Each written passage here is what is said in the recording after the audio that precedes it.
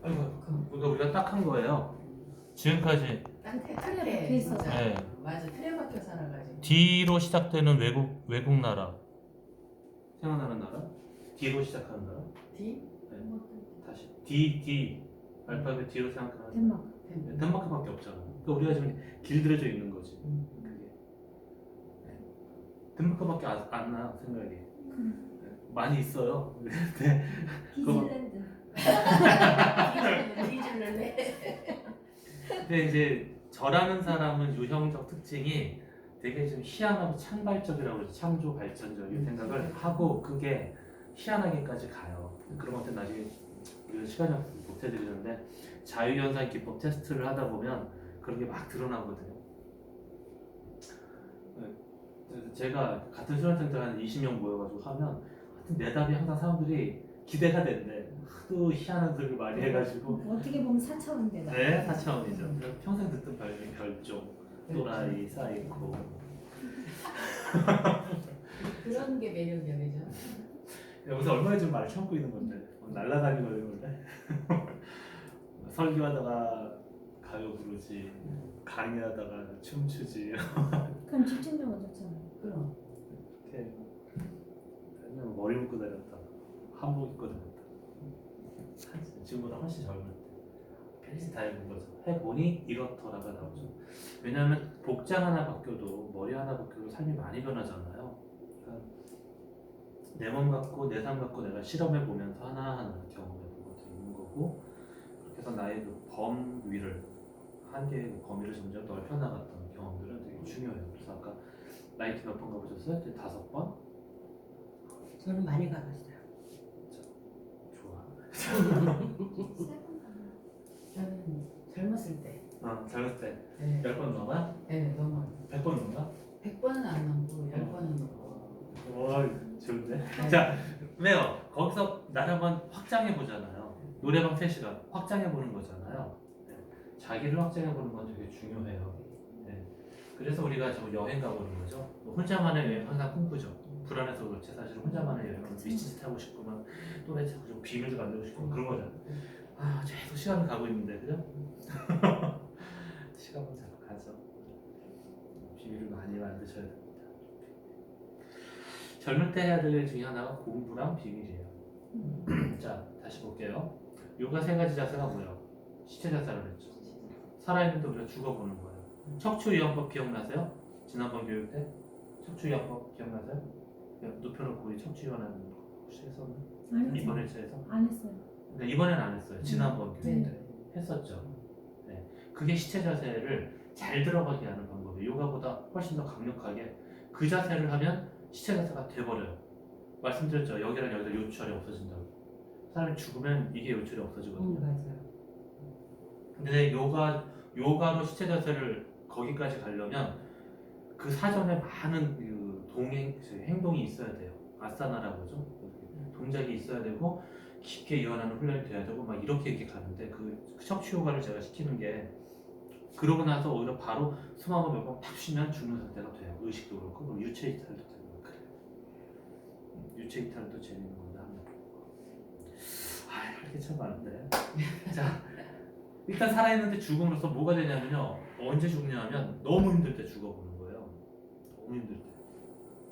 아무래도 답이 없어.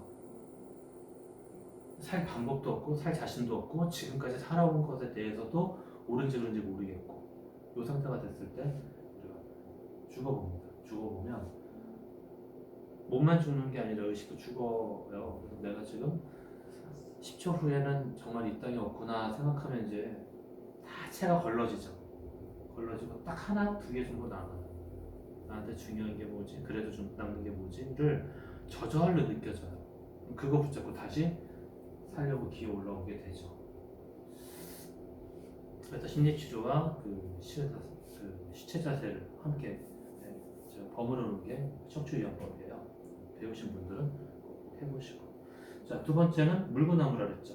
물구나무라는 게 직립보행을 하기 때문에 우리 뇌가 피를 받기 위해서 심장은 세게 압축을 하죠. 그래서 나이가 먹으면 그거를 세게 올리려고 하다 보니 할 수 없이 혈압을 높이는 거예요. 그래서 나이를 먹으면 혈압이 높아지는 겁니다. 그런데 병원에서는 80에 120 하면서 확 하고 강아지를 내려버리죠. 그러면 뇌가 피를 못 받죠. 그래서 치매가 심해지죠. 그래서 혈압약을 먹기 시작하면 안 되는 거예요. 그래서 맛이 가는 거예요. 그래서 혈압 나이 먹어서 150 되는 건 괜찮아. 안 죽어요. 네, 210 나이에 대도 맞춰서. 안 죽어요. 별일 없어요. 근데 그냥 어떤 그 틀, 아까 박싱 얘기했었죠. 우리 그 틀에 딱 갇히는 거. 지금은 우리가 틀, 덴마크 그 틀에 갇히는 게 아주 문제가 되죠. 여러분들 지금 이 아로마를 배우시고 또 이런 좀 희한한 얘기들을 배우시면서 나에 대한 이해가 또 어떤 가능성이 또 실험의 여지가 모험이 비밀이 많아질 때 내 영혼이 생긴 게 다 다르다는 건 우리 영혼이 이 땅에 와서 살아갈 내용이 다 달랐다는 얘기인데 그걸 자꾸 덴마크 이렇게만 하니까 박싱 쓰면 안 되죠. 그래서 뭐라 했어요? 사람 대부분은 태어나지도 못한 채로 죽는다. 자, 그 다음에 마지막 교후호흡. 교후호흡이라고 하는 건 우리가 오른쪽으로만 계속 사는 것은 왼쪽 뇌가 그것을 계속 지시했기 때문이죠. 왜 왼쪽과 오른쪽 몸이 이렇게 교차가 되냐면 바로 이 뇌량에서 이렇게 교차되기 때문에 그래요. 이렇게 해서 뒤쪽에서 이렇게 교차됩니다. 뇌가 X로. 그게 바로 뇌량이에요. 뇌량. 그러니까 이 뇌량 호흡을 한다는 건 그 교차도 잘 이루어진다는 얘기가 되기 때문에 내가 생각한 대로 몸이 움직여진다는 뜻이죠. 아주 중요한 부분입니다. 그래서 항상 좌측과 우측이라는 것은 남성성과 여성성의 이야기거든요. 우측 몸이라는 것은 남성성의 몸이고요. 남성성의 삶이고요. 또 좌측이라는 건 우리가 운에 그런 것처럼 여성성의 삶이고 여성성의 에너지죠. 그런 것들을 내가 고착화됐단 말이에요. 예를 들어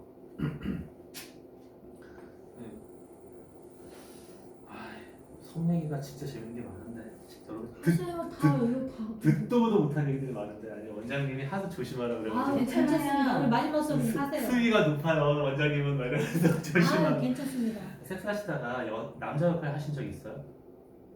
하다 보면 남자 역할 확 되는 거 경험 보신 적 있어요? 아 여기까지 못 가보셨나? 여자가 남자요? 본인 스스로가 갑자기 남자 같은 느낌, 행동, 행위, 목소리, 마인드 막 생기는 거 경험 보신 적 있어요? 그러려면 되게 깊은 아주 또 신뢰도 깊어야 되고 몸도 강하게 이렇게 서로 결합이 돼야 되고 아마도 맨날 보름 매일 하면서 보름 거의 그 정도 그러니까 거의 신혼 때 아마 가정하셨을 거예요. 연애할 때 그럴 때 그 많이 해서 이 차크라들이 다 활성화된 상태에서 좌뇌와 우뇌와 이 교차점마저도 너무 활발하게 뇌량에서 이루어지게 되면 여자 역할로서의 성 에너지가 어느 순간에 남자 역할도 함께 해나가는 것이 이루어지기도 해요. 그럼 남자는 여자로 바뀌어요? 거의 그렇죠. 합이 잘 맞으면. 그래서 왜 하다 보면 목 조르고 싶고 뭐 막 이런 거 없어요? 넌 내 거야 그러고 씹어 먹고 싶고. 그런 건 없는 것 같아요. 그러니까 거기까지 못 가보신 거예요. 이것에 대한 이상 심리를 영화화하거나 범죄화하죠 사람들이. 근데 이건 우리한테 있다는 얘기예요. 이 에너지가. 그래서 그렇게 되면 왜 생각해 보세요. 어떤 사람은 왜 트랜스젠더가 되냐고. 과연 우리한테 그게 없을까? 가끔 머리 짧게 깎고 막 청바지 입고 보이시하게 싶은 여자분들이 있는 거고 남자분들도 그럴 때가 있는 거잖아요. 여자 하고 싶을 때가 있는 거잖아요. 그게 꼭 나이 40, 50 넘어서는 호르몬이 이렇게 교차할 때만 이루어질까? 평소에도 있다는 거죠. 근데 그게 가장 격렬하게 일어나는 게 그런 우리 몸에 있는 펄싱이 가장 강하게 역동할 때예요. 그런데 아까 그 죽음 같은 것은 뭐예요? 그게 다 멈추는 거죠. 그러니까 멈추게 해보는 게 죽음 명상이 되는 거고 시체 자세. 그걸 다 활성화시켜보는 게 뇌량호흡이 되는 거죠. 물구나무는 그런 것들을 한번 역정시켜보는 거예요. 그래서 한번 섞어보는 거죠. 나를. 그게 물구나무죠. 물구나무는 어떻게 돼요? 얼굴 벌게지고 그래서 쿡쿡하고 심장은 펑펑펑 뛰게 잠시 못 견디죠. 편하진 않잖아요. 그걸 가지고 뭐 세상을 거꾸로 본다 이런 얘기를 둘째 문제고 몸이 일단 태풍이 불죠. 물구나무 상태가 된다. 그럼 이 세 가지는 다 건강한 사람한테만 해당하네. 예를 들어서 치매가 약간 있다든지 하면 물구나무 자세도 잘 안 될 거고 이 호흡도 잘 안 될 거고 시체 자세는 더더욱 안 될 거고. 네. 그죠? 물구나무 빼고는 몸이 힘든 건 없죠. 두 자세 다 몸은 쉽잖아요. 하기는. 물고 나무만 힘들지. 쉬운데 시체 자세는 어렵지 않아요. 이 집중이 안 될 거 아니에요. 그건 그러니까. 그래요. 근데 이제 예를 들어 이완하는 아로마를 발라드리거나 척추 따라서 그러면 그 척추가 이렇게 있잖아요. 그러면은 요 사이 척추의 요 마디 사이를 꼭꼭 이렇게 펴주고 눌러주면 연세 드신 분들도 한결 나아져요. 그리고 사실 목 디스크라든가 허리 디스크 있는 분들이 병원 가면 뭘 합니까? 견인 치료하죠. 견인 치료 상태도 그 척추 이완을 견인 치료 효과가 난다고 그랬잖아요. 실제로 제가 목 디스크가 있었잖아요. 교통사고 나면서 그게 그 목 살리기랑 척추 이완으로 밤에 잠을 못 자니까 아파가지고 그렇잖아요. 목 디스크 환자들은 아침에 깨면 한동안 이러고 있어야 되고 그게 다 없어지는 게 두 가지가 것 때문에 목 살리기랑 척추 이완. 그래서 방법 누워서 이렇게 허리 쭉 당기거나 그러고 여기 이렇게 목 이렇게 해서 돌리라고 그랬죠? 이렇게 딱 걸어가지고 이렇게 돌리면 기어 돌아가듯이 돌아가거든요. 이해되세요? 이해되세요? 이게 이렇게 아파가지고 자 누워서 할 때 안 돼. 척추 이 골반을 잡아서 이렇게 약간 비틀듯이 이렇게 틀듯이 그래야 이 굴곡이 펴질 거 아니에요. 이 방향이 돼요. 설명이 되시나? 그래서 이렇게 골반 잡아서 혼자 하는 거예요. 잡아서 이렇게 내리면서 이렇게 틀면서 머리는 잡아서 이렇게 틀면서 그래서 잡아서 견인하는 거죠. 근데 그냥 잘 안 되니까 그것도 하시고 그 다음에는 잡아서 여기다가 이 머리뼈 딱 걸어가지고 쭉 트는 거죠. 쭉 주먹 비트는. 집에 가서 몇 번 해보시면 무슨 얘기인지 알아요. 그럼 하루의 피곤이 일단 많이 풀릴 거예요. 왜냐면 이 척추 마디 사이에 이제 노폐물들이 끼고 힘든 거거든요. 언제나 마디가 힘든 거잖아요. 류마티스도 마디에서 오죠. 독소들은 항상 마디에 모이는 거예요. 네. 이게 즐겁구나. 지난번 수업 때 다 했던 것 같은데 안 했어요. 그거 안 했어. 그러니까 우리는 안 했어요. 지난번 지난번 이런 거 다니시. 이런 거 아니시. 다니시. 아니시요. 마사지 원장님들 계실 때 주로 했나 보다. 1차 때. 그리고 2차 때 빠지고 그래요. 그러니까 다 오셔. 언제든지 다음 번에는 또 다르고 할 때 그때 또 할때 보시면 알려주세요. 돼요. 네. 그럼 맞아요. 이게 할 게 많은데. 자 그래서 자 이 내장으로 가르쳐줘. 강조해서 드렸습니다. 그래서 수시로 하시면 되고 아로마 있을 때도 이렇게 해서 이렇게 수시로 하시면 더 좋고 평소에도 하여튼 차 타고 있을 때 우리 가만히 운동할 시간 없잖아요. 그러니까 그 시간에 이런 거 하면 운동 효과가 난다 생각하시면 돼요. 무드라도 마찬가지로 그래서 알려드린 거고요. 그래서 이렇게. 근데 그냥 일반 요가에서는 그냥 이걸 시킨단 말이에요. 근데 우리는 그걸 여기까지 쭉 빨아 당기라고 했죠. 언제까지? 뇌량까지. 여기까지. 그리고 좀 더 되시는 분들은 여기 뒷꼭지까지. 아예 쭉 당기면 세게 당기다 보니까 몸이 약간 떨릴 거예요. 끝까지 숨을 들이마시니까. 근데 그러면서 폐 살아나고 뇌 살아나고 뒷꼭지의 노폐물 없어지고. 잠깐만 선생님. 제가 한마디만 해볼게요. 네. 제가 아까 여기 보니까 여기 안에 네. 신경문제라고 했잖아요.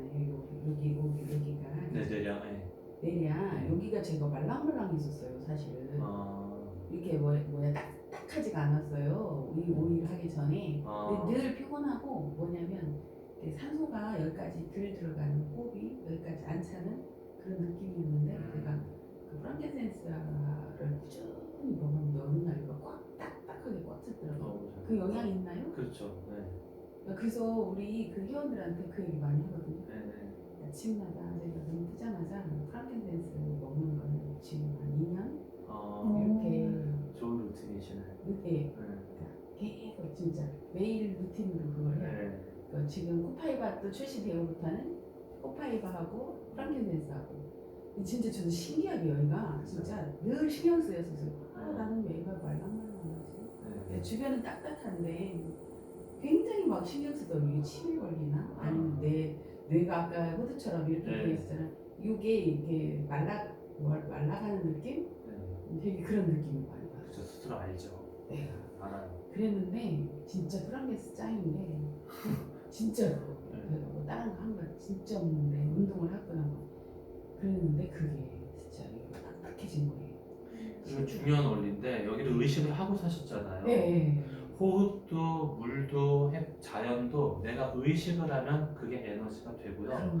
무의식적으로 하면 별로예요. 다시 말해서 프라티센스도 그냥 바르니까 에이 이렇게 바르고 넘어가면 좋다더라. 아니죠. 이게 온다더라. 뇌 관문을 열어주고 우리가 기억력을 높여주고 재생이 되고 이런 거 공부를 하면서 그렇죠. 그걸 하니까.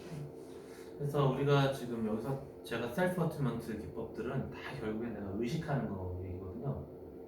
우리가 평소에 하던 모든 동작이 다 의식적으로 하면 달라져요. 지금 이 호흡만 해도 그냥 의식하고 하는 거잖아요. 그 전에 그냥 했지만 네. 하려면 이 뒤까지 간다고 생각하고 하니까 의식을 틀리죠. 하니까 다르네. 그쪽이 이 양쪽이 달라. 네. 저는 오른쪽은 굉장히 여기까지 올라가는 느낌인데 왼쪽 코는 이렇게 막으니까 약간 못 미치는 느낌. 네. 그러면서 거기에 맞는 오일들을 다들 오일 쓰시니까 그렇게 그 하시면 오일을 쓰면 훨씬 효과가 좋은 거 같아요. 네. 그냥 평소에 이렇게 맡으시는 것보다 많이 달라요. 뇌량호흡 하면서 꼭 오일 하시면 효과가 확 달라요. 그러니까 그 호흡 한 번만으로 막 이런 데가 빡빡빡 이렇게 뚫려요. 빡빡빡. 거기다 풍선호흡 같은 것도 함께 배우셨잖아요. 그러니까 뇌량호흡하고 풍선호흡을 함께 섞으면 이것도 시너지가 너무 좋죠. 풍선인 거예요. 이 배를 이렇게 아, 지난번 우리 네. 그래서 자, 뇌에 대한 이야기는 자, 좌뇌와 우뇌 많이들 알고 계신데 한 번 더 정리하고 넘어갈게요. 그러면 자, 좌뇌다 하면 우측 몸이다를 연결해서 생각하세요. 우측 몸이다 이렇게 해서 그런 거 상상합니다. 그러면은 우측의 에너지, 삶의 에너지도 마찬가지로 이렇게 상상하시면서 손님 오셔가지고 원장님 인사하셨네요. 그래서 이 좌뇌가 일단 논리적이고 언어적이고 여성적이다라고 했죠. 그다음에 우뇌는 직관적이고 시각적이고 남성적이라고 했습니다. 그런데 우리나라 대부분의 교육 체계가 바로 좌뇌 중심으로 돼 있어요. 그러니까 우뇌들은 성적 안 좋을 가능성도 높을 뿐 아니라 적응이 안 되는 학교 부적응 아이들로 심지어 ADHD 요즘 좋아하는 저는 이렇게 신종어로 사람을 낙인 찍는 걸 되게 위험하게 봐요. 그러니까 제가 방송 출연할 때 제 방송 출연 영상 이렇게 보시면 그 내담자 부부를 향해서 저 사람 뭐 우울증입니다. 저 사람 뭐 충동 조절 장애입니다. 뭐 분노 조절 장애입니다. 요딴 소리 한 게 한 번도 없죠. 많이 요구했어요 방송 쪽에서 라벨 붙여달라고. 그럼 사람들이 떡하니 이해되지 않냐고. 저는 많이 싸우죠. 승질이 있잖아요. 네가 책임질게? 저 사람 암시 걸리면 저거 평생 그래야 나 이거야 이렇게 할 텐데. 그래서 최고로 한번 싸워가지고 저 일 안 한다고 막 그런 적도 있었던 경우가 뭐냐면 살기 위해서 또라이 짓을 하거든요 사람은. 근데 그 또라이 짓을 못하게 만들면 살 방법을 잃어버릴 수도 있어요. 예를 들어 왜 세상에 이런 일이 이런 데서 보면 아무것도 안 먹고 콜라만 먹는 뭐 이런 사람들이 있거든요. 아무것도 안 먹고 라면만 먹고. 근데 이상하게 몸에서 그것만 받아들이고 다른 걸 못 받아들이는 사람들이 있단 말이에요. 그럼 그걸 못 먹게 하면 되느냐 하면 아니죠. 큰일 나죠. 그런 것처럼 탈북자인데 탈북자 부부인데 남자가 감자만 먹는 거야. 감자만. 고기 같은 거 먹으면 외식 나가면 가족들은 고기 먹고 자기 혼자 감자 따가지고 감자 먹어. 짜증나죠 아내가. 산다 못 산다는 그런 프로에서 저 얘기인데 그러니까 막 싫다는 거예요. 막 산다 못 산다 그러고 있는 거예요. 근데 이 남자는 감자가 맛있다는 거죠. 그래서 방송 쪽에서는 저 남자 감자 못 먹게 하라는 거예요. 저더러 할 수 있죠. 감자 맛없게 만드는 건 쉬워요. 근데 그렇게 해서 이 사람 탈라면 어떡해. 저 남자 트라우마 많은 것 같아. 그 꽃제비 뭐 트라우마 많은 것 같아. 그래서 어쩌고저쩌고. 만약에 없앴을 때 저 사람 뚜껑이 열릴 텐데 당신들이 말하는 이러면 괜찮은 사람이라는 틀대로 저 사람을 이렇게 만들어 놨을 때 살기 위해서 그 구조화 해놓은 것들이 와해됐을 때 새로운 틀을 다시 짜야 되는데 그때까지 내가 옆에 못 있지 않냐. 방송이니까 딱 일을 했는데 그래서 왜 제가 캠프를 한다고 했잖아요. 부부 캠프를 하게 되면 저는 펜션 빌려가지고 해줬단 말이에요. 1박 2일 상담소도 안 하고 그렇게 해주지만 계속 할 거 아닌데 니들이 F 작업 할 거냐? 아 하겠대. 웃기네 5만 원짜리 하겠지. 그래서 얘네들은 막 어떻게든 빨리 올리고 싶은 거죠. 그래 방송 나오니까. 근데 남자 올려달라는 거지. 올리려면 내가 볼 때는 그 뜯어내야 되는데 뚜껑을 그거 확 열리는데 끝내 안 했죠. 그래서 하도 뭐라 그러니까 싸웠죠. 그런 경우가 있어요. 그러니까 현상을 만드는 건 쉬워요. 여기서 여러분의 몸이 막 저절로 발발발발 떨리게 만드는 건 일도 아니에요. 근데 떨어서 뭐 할 거냐고, 울어서 뭐 할 거냐고. 응. 와가지고 내가 무슨 유형이에요? 뭐 이런 거 자꾸 물어봐 사람들이. 몇 년간 알아서 뭐 하려고. 그러면 오히려 그게 핑계가 되는데. 무슨 병인지 알아서 뭐 하게. 무슨 병이 올 것 같다라는 말 들어서 뭐 하게. 다 병이 된다니까요. 내가 건강하면 그걸 이기겠지만 아니면 그거에 묶이게 해요 사람은. 별로 그렇게 좋을 게 없어요 알아서. 그냥 이거 조심하세요. 그래서 오래 하신 분들을 보면 말 잘 안 해주는 거예요. 그냥 이거 조심하세요. 이렇게 해보세요. 이 정도 하고 말죠. 그러니까 여러분들이 만약에 좀 전에만 이제 저를 만났으면 막 제가 막 읽어줬을 거예요. 이렇게 되고 뭐 자식이 어떻고 막 얘기했을 거예요. 아이고 하등에 좋은 게 없어요. 진짜. 왜냐면 못해 어차피. 못해. 아주 가끔 하는 사람들 있죠. 목숨 걸고. 그러려면 평지풍파가 나요 주변에서. 왜냐면 만약에 엄마가 갑자기 우리 엄마가 달라졌어요. 우리 아이가 달라졌어요가 아니라 우리 엄마가 달라졌어요 하면 자식들이 가만히 있을 것 같죠. 안 그래요? 엄마가 행복해지기 위해서 갑자기 달라졌어. 그러면 자식들은 혼란해져요. 엄마 하던 대로 해. 이렇게 돼요. 절대 가족은요 되게 이기적이에요. 그 가족의 구성원의 행복을 바라지 않아요. 자기들의 안정과 자기들에게로의 어떤 역할을 계속 이어가주기를 요구해요. 잔인합니다. 근데 만약 안 그런 가족이라면 진짜 성숙한 거예요. 자, 가족의 예가 그런데 그래서 상담할 때 원가족이 징글징글하다 이렇게 표현해요. 원가족은 징글징글하다.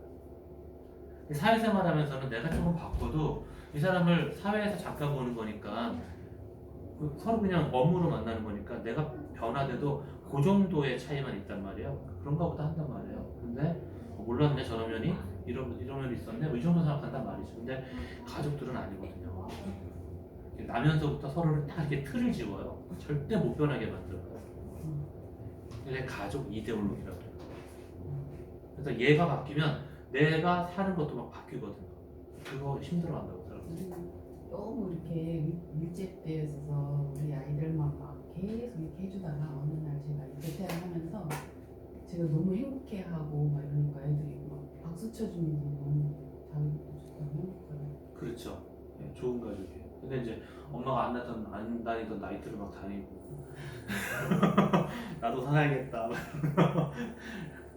근데 그 변화가 어떤 쪽으로 가냐에 따라서 차이가 있는 것 같아요. 응원해주고 막. 네, 물론 네, 좋은 가족은 다르겠죠. 근데 이제 도테라를 쓰다가 막 100만 원, 200만 원 뻥뻥뻥 썼을 때 그때는 또 다르지. 또 어떻게 반응할까? 얘기가 달라지는 거죠. 네, 이제. 그렇죠. 나도 좀 살아야 되겠다. 내 돈 내 몸 좀 챙겨야 되겠어. 이제 설거지 니들이 해. 뭐 이래버리면 영전은 하지 말자꾸나. 엄마 힘들다. 뭐 이러면서 사과 먹자. 뭐 이렇게 되면 네. 과연 그러냐 이거죠. 자기들의 희생을 전제로 엄마의 어떤 아빠의 어떤 행복을 추구하는 것이 과연 그들이 추구할 일일까? 인 거죠. 어른들 가하면 안 돼. 자, 전에 계속 보겠습니다. 그래서 우리들이 받은 교육이 대부분 이렇고 교육이 이렇다는 건 사회 구조가 이렇다는 얘기예요. 그럼 사회화는 우리를 좌뇌 인간으로 요구했다는 뜻입니다. 그래서 우리가 삶이라는 게 논리나 언어로 다 포함되지 않거든요. 언어를 넘어선 삶의 양상들이 많죠. 그죠? 말할 수 없는 것에 대해서 말하게 만들었단 말이에요. 그래서 이제 운의 학습법이라는 말이 10년 전부터 그렇게 난리를 친 거고 전해와 운의 그런 균형들을 얘기하기 시작하는 거죠. 자, 인식 방식 전에 부분을 모아 전체로 인식한다 했습니다. 그러면은 논리가 그런 거잖아요. 이렇게 이 말 듣고 저 말 듣고 저 말 들어서 결론을 딱 내는 거. 이게 논리적인 거잖아요. 근데 운에는 그렇지가 않은 거죠. 그냥 사진을 턱, 경치를 턱, 아 좋다. 옆에서 뭐가 좋은데? 그러면은 나무가 어떻고 이렇게 나오는 거죠. 이런 방식의 운해가 되는 거죠. 그냥 아 좋다. 그래서 제가 자주 하는 말인데 미국에서 2만 쌍 커플을 추적 조사를 했어요. 20년 동안. 뭐라 그랬어요? 첫 번째, 척 보고 좋아서 산 사람들, 한눈에 반해서 산 사람들. 그리고 두 번째는 뜯어보고 붙여보고 살펴보고 한 2년, 3년 교제하다가 결혼한 사람들. 자, 누가 더 잘 살까? 하면 첫 번째가 잘 산단 말이에요. 첫눈에 반해서 결혼했는데 어떻게 이상하죠? 좌뇌식의 세상에서는 이상한 거예요, 그거는. 짚어보고 뜯어보고 가문도 살펴보고 건강 진단도 받아보고 뭐 이래야 된다며요. 그리고 요즘 그런다면서 결혼 전에 돈 공연을 해봐야 된다고.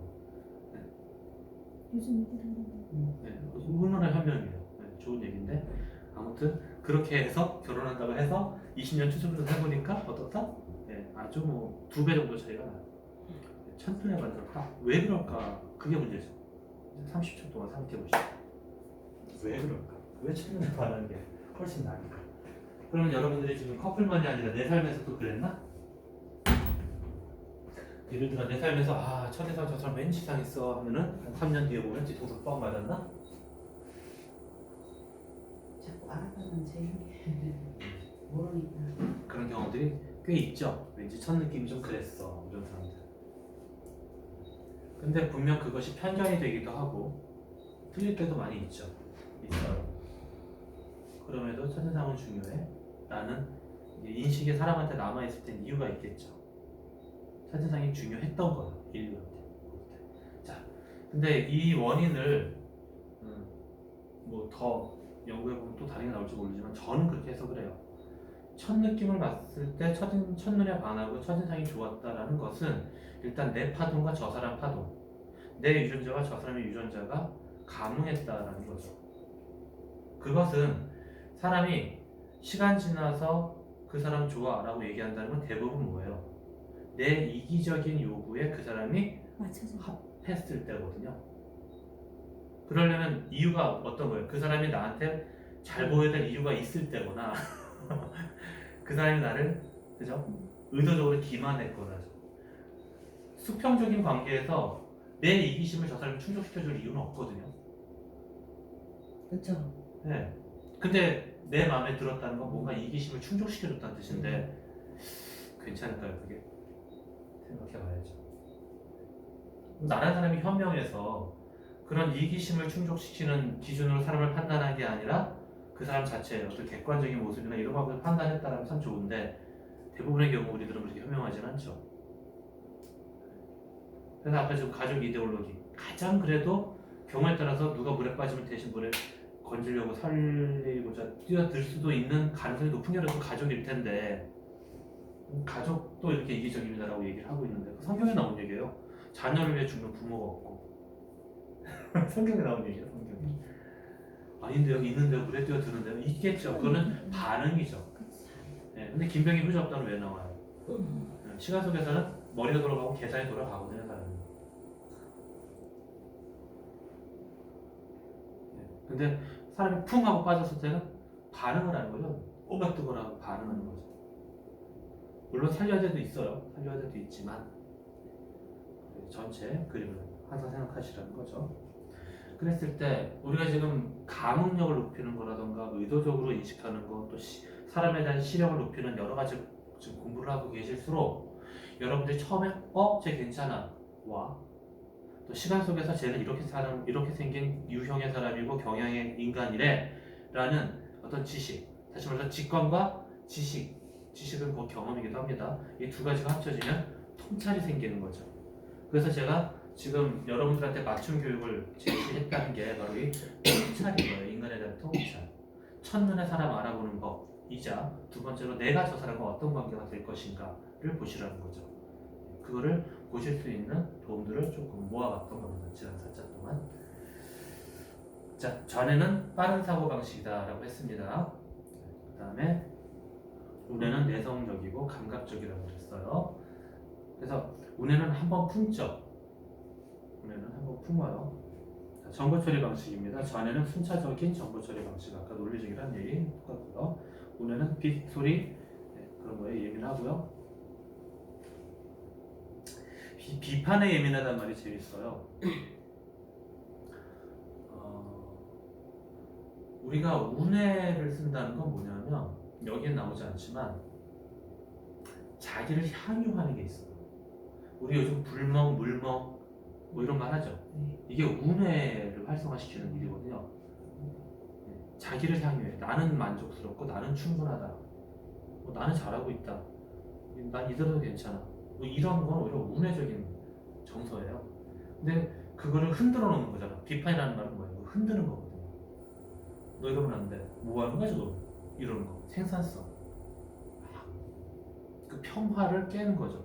이 비판이라는 말은 비판만이 아니라 그렇게 나의 향유를 흔들어 놓는 거. 사랑이라는 게 애정과 탐욕이라고 했죠. 두 개가 합쳐서 사랑이라고 했습니다.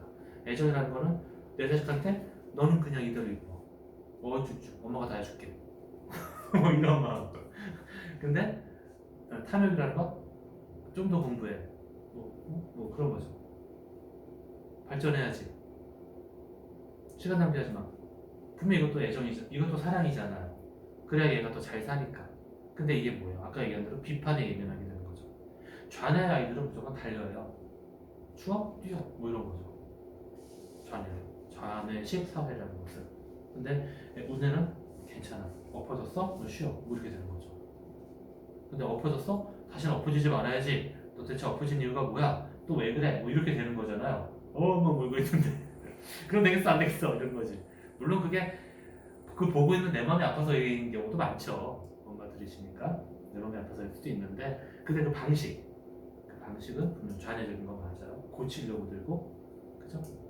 엎어졌을 때 그냥 무조건 끌어안아 주는 게 운해적인 사랑의 표현법이라고 했을 때, 무조건적인 수용이 바로 운해적인 모성성이죠. 그러니까 모성성도 좌뇌식 운해식이 있는 거죠. 부성성도 좌뇌식 운해식이 있는 거예요. 그러니까 이 좌뇌 운해에다가 합쳐서 남성성, 여성성을 지금 얘기하고 있는 거죠. 그죠? 이 경향에 보면 좌뇌가 여성성, 운해가 남성성 이렇게 얘기를 했습니다. 자, 이 몸에 대한 얘기인데요. 자, 비가현, 그다음에 가현, 이 두 가지로 나눠봤어요. 몸이라는 게 자, 뼈, 치아, 딱딱한 거죠.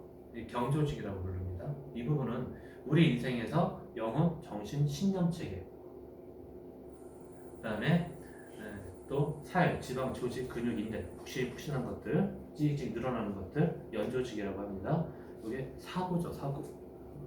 그다음 이제 우리 몸을 흐르는 것들, 혈액, 소변, 수분, 림프, 유동적 조직 이런 것들, 그다음 이런 것들이 이제 감정 이렇게 좀 나눠지고요. 이게 지금 심신의학에서 이야기입니다. 자료 다 있으시니까요. 출력해 주실 거예요. 다 보내드렸으니까 느끼세요. 그래서 우리의 삶을 가연 영역, 비가연 영역으로 나눠봤는데 그 우리가 축을 세운다. 집이라고 했을 때도 그렇고 몸이라고 했을 때도 그렇고 축을 세운다가 바로 어떤 그 신념 체계. 아까 사회와 이데올로기 이게 다 신념 체계잖아요. 그럼 사람이 그 틀을 벗어나는 게 쉽지가 않은 거예요. 뼈를 바꾸는 건 어렵잖아요. 그 이데올로기를 제가 알려드려도 안 됩니다라고 자꾸 말을 하는 것은 이 구조를 바꾸는 건 정말 어렵거든요. 개인이 아무리 마음을 먹고 도전을 해도 정말 쉽지가 않아요. 뼈를 부러뜨리는 마음인데 그거 셀프로 어떻게 뼈를 부러뜨리게 됩니까? 그러니까 이제 그렇게 이 경조직을 바꾸는 거는 정말 힘들어요. 그래서 팔자를 바꾸려면 목숨을 걸어야 된다라고 무속인들이 말을 하는 것 같습니다. 팔자를 바꾸려면 목숨을 걸어야 돼. 죽었다가 살아야 돼. 근데 팔자를 바꾸고 싶잖아. 제가 되게 감동적이었던 게 무슨 영화였는데 48시간인가 그랜드 캐년에 이렇게 놀러 간 어떤 혼자 여행을 한 남자가 이렇게 푹 빠지죠. 그래서 팔이 탁기잖아요. 위에서 바위가 떨어져가지고. 팔을 잘라. 네. 못 보셨구나. 그냥 딱 그 영화는 그거 하나밖에 없어요. 1시간 반 동안 내내 그 남자가 끙끙거리는 거밖에 없어요. 아무것도 없어. 근데도 우리는 어떻게 하느냐죠. 그때 라고 자기를 대입해 놓고 그 남자의 감정과 생각과 선택들을 보면 놀랍죠. 그러면 거기서 똑같이 나오잖아요. 지금 경조직, 연조직, 유동적 조직을 그 사람이 어떻게 절단하면서 인생을 다시 시작할 선택을 해내느냐. 놀랍죠. 먼저 뼈를 탁 하고 부러뜨립니다. 근데 너덜너덜해지잖아요. 근데 이걸 날카롭게 자를 만한 칼이 없어. 그래가지고 주머니 칼 무뎌가지고 막 잘 안 되는 거 그걸로 이제 이렇게 해가지고 잘라냅니다. 연조직. 네. 그걸 다 이악 물고 다 해내고 다 싫어하죠. 맞아요. 싫어요. 그래서 실제 얼굴 나와요. 영화 끝나고. 그리고 또 계속 그렇게 내절을 하고 다녀요. 지금. 그 정신이 있으니까 그렇게 하죠. 대단해요 진짜. 근데 유동성 조직이나 뭐 이런 것들은 그야말로 감정 바꾸는 거 잘 쉬운 거죠. 저는 자주 하는 말이 있어요. 감정은 선택이다. 그리고 성령의 9가지 열매에 대해서 영성 훈련 시키시는 어느 목사님한테 제가 배운 바는 성령의 9가지 열매는 결국엔 감정이다 이렇게 얘기합니다. 사랑, 희락, 화평, 자비, 양선, 충성, 오래 참음, 이렇게 온유, 절제 뒤에다가 다 심을 붙일 수 있잖아요. 심, 절제, 심, 온유, 심, 그죠? 다 심을 붙일 수 있거든요. 오래 참음도 인내, 심. 결국 내 감정을 어떻게 다루느냐가 어떻게 일구느냐가 성령의 열매다 이렇게 얘기하시는 게 참 배운 적이 있었습니다. 그랬을 때 우리가 여기 사고와 감정 여기 맨 아래줄을 보면 사고와 감정 신념 체계는 아까 선택이라고 했죠. 제가 가족 이데올로기를 자꾸 이렇게 제가 좀 약간 부정적으로 말하는 게 우리 한국은 그 가족 이데올로기가 세계적으로 강한 나라예요. 그래서 여러분들이 자꾸 제가 얘기하는 태어나지도 못한 채로 죽는다의 주범이 가족이에요. 가족. 우리나라 영화는 흥행하려면 코드가 있잖아요. 가족주의 꼭 있어야 되잖아요. 애를 건지기 위해서 아빠가 죽을 고생하면서 막 어떤 데를 물리쳐야 되고 그죠? 화산이 폭발해도 건져야 되고 이런 거잖아요. 아니면 엄마가 슈퍼맨이 되든가 뭐 그래야 되는 거잖아요. 그래서 애가 막 눈물찍 해야 가족이 막 회복이 돼야 우리는 그 영화가 돈 내고 볼만한 감동이 있었다가 강한 나라죠. 사고와 감정이 내면의 믿음들의 표현과 방향을 준다 이렇게 얘기했습니다. 그래서 유동적 조직이 그 뼈의 움직임에 표현과 힘을 준다 했습니다.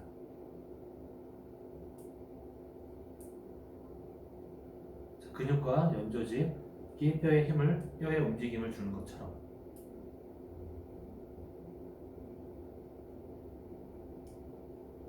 결국 몇 명 안 중요하다고 자꾸 그러죠. 성숙도의 문제라고 그러죠. 무슨 형 안 중요하다고 그러죠. 성숙도의 문제고 지금 내가 상대적으로 어떤 에너지를 쓰고 있느냐가 중요하다고 그랬잖아요. 결국 뭡니까 그게 그 뼈의 움직임에 표현과 힘을 주는 거. 그 사람이 어떤 사람이냐는 뼈의 모습이 아니라는 거죠. 우리가 그래서 뭐 오체불만족이라든가 뭐 자꾸 그런 얘기를 하는 거잖아요. 그 되게 유명한 배우가 있었어요. 난쟁이입니다. 난쟁이. 그 미국 배우인데 아마 얼굴은 보셨을 거예요. 영화에서 가끔씩 그 난쟁이 배우 남자 나와요. 근데 한 번은 그 남자가 너무 멋있는 남자 역할을 한 적이 있어요.